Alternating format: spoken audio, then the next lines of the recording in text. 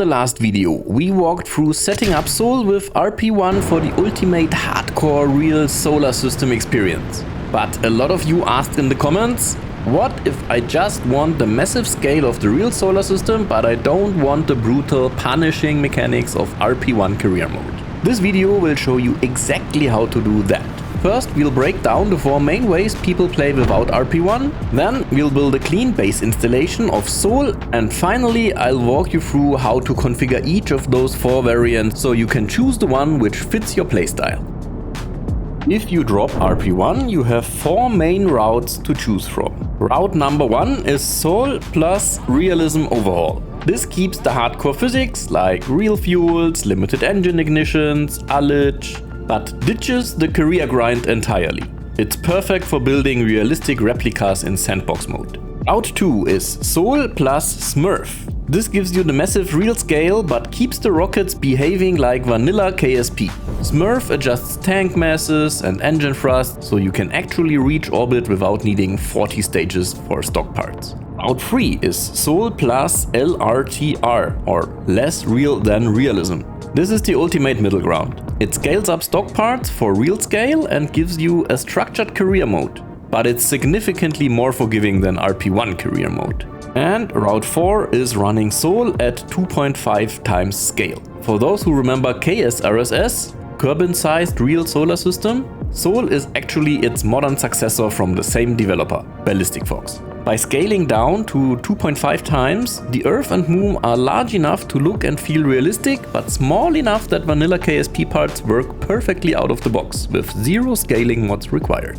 No matter which route you choose, you need a solid foundation. First, start with a completely fresh, clean copy of KSP 1.12. Make sure your game data folder is empty except for the stock squad folder and the DLC folder, if you got the DLCs. Next, download CKAN from GitHub and put it into your game folder. Open up CKAN by simply double-clicking the CKAN exe file. Sol isn't in the default CKAN list yet, so we need to add the custom repository. Go to Settings, then CKAN Settings, click New under Metadata Repositories and add the Ballistic Fox Sol repository. Now you will be able to see all the Sol packages in the CKAN list. Before we split off into our different setups, let's grab the essential base mods. Select Sol Core. Now hit Apply and then CKAN will guide you through a selection process. I simply accept the recommendations, and when being asked about textures, I select Parallax Continued, and when being asked about texture sizes for Sol, I always select the biggest available one. Go ahead and apply those changes. This is going to take a while since it needs to download large texture files. I'm also going to grab my usual quality of life and graphics mod suite. Deferred, Chatterer and Chatterer Extended, Distant Object Enhancement, Firefly, Planet Shine, Rocket Sound Enhancement, Smokescreen, Vapor Cones, Waterfall, Z-Theme, Restock, and RSS Canaveral HD. And I almost forgot 2 of my other favorites, MacJab 2 and Kerbal Engineer Redux. And another essential, Community Resource Pack. Your game data folder should now contain a lot of folders for those mods. Next step, and only if you have a really powerful PC with a lot of VRAM and RAM, you can go to the Discord and grab the 32K or even the 64K textures for Earth and the Moon. Link is in the description, of course. After downloading those, it is recommended to use 7-zip to extract them. They contain a game data folder, so you simply extract that game data folder into your game root folder.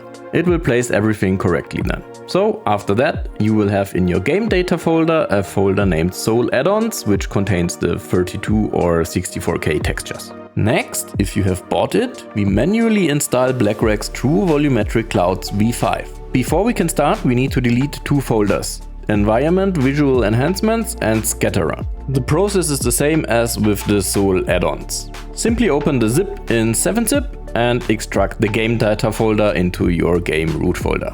Now that the base is ready, here is how to finish the setup for each of the specific routes.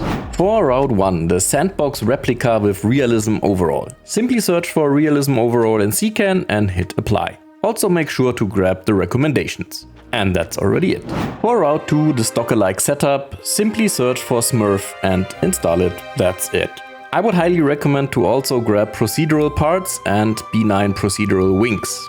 because the standard stock 5-meter parts, they're just not wide enough for some of your massive real-scale payloads. For Route 3, the forgiving career, just search for less real than realism in CKAN. Let it grab all of its recommended dependencies and recommendations so your tech tree and contracts populate correctly.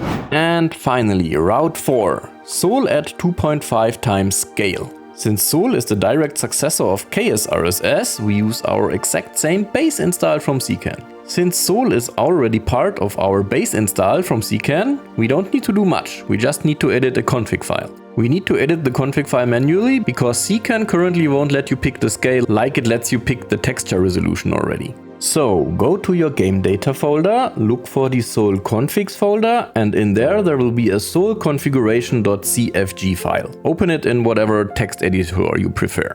Once opened, on the top you can see the 4 configuration options that Sol provides. That is the Sol preferred one, RSS users, KSRSS users, and stock users. For 2.5 scale we use the KSRSS template. So as you can see, we set the system scale to quarter, we set the system reference frame to ecliptic, and we set the lunar reference frame to equatorial. Save the file and you are done. A small bonus hint here, if you want to have Sol with just stock scale, not 2.5 scale, this is the exact same way on how to do it. Just pick the stock configuration values. Small correction, we are almost done.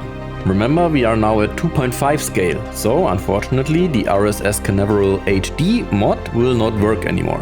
So remove that via CKAN.